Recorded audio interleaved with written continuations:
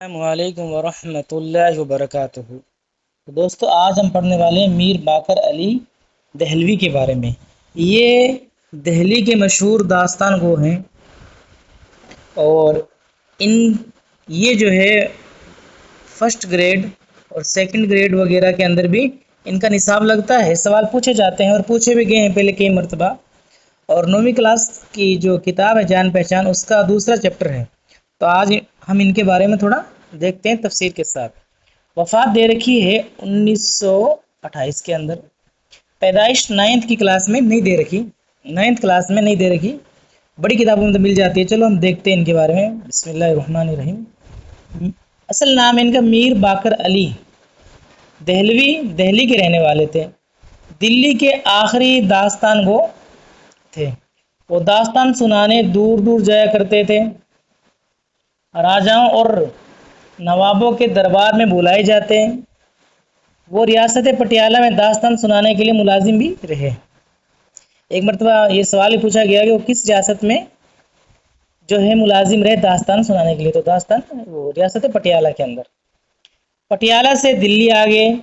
دلی میں املی کی پہاڑی کے اوپر ان کا گھر تھا۔ یہ سوال دوستو فرسٹ گریڈ کے اندر پوچھا گیا ہے، فرسٹ گریڈ کے اندر، کہ ان کا گھر کہاں تھا، تو املی کی پہاڑی پر ان کا گھر تھا۔ سینما کے رواج نے داستان گوئی کے فن کو متاثر کر دیا، جس کی وجہ سے ان کی عمر کا آخری حصہ غریبی میں بسر ہوا۔ داستان گوئی انہیں ورثے میں ملی تھی۔ وہ اپنے نانا میر پیڑا کے شاگرد تھے۔ شاہد احمد دہلوی نے لکھا ہے، میر بزم اور رزم۔ بزم کہتے ہیں جس میں محبت کی باتیں ہوں یا پھر عشق و محبت کی باتیں ہوں، ایک ہی بات ہے۔ رزم، رزم کہتے ہیں رزم جس میں جنگ کی باتیں ہوں، ٹھیک ہے۔ رزم اور بزم کو اس انداز سے بیان کرتے کہ آنکھوں کے سامنے پورا نقشہ کھنچ جاتا۔ داستان کہتے جاتے اور موقع بہ موقع ایکٹنگ کرتے جاتے۔ ہر علم کا انہوں نے باقاعدہ مطالعہ کیا۔ بڑھاپے میں ناقدری اور قسم پرسی کی ہاتھوں میر صاحب کو بڑی تکلیف پہنچی۔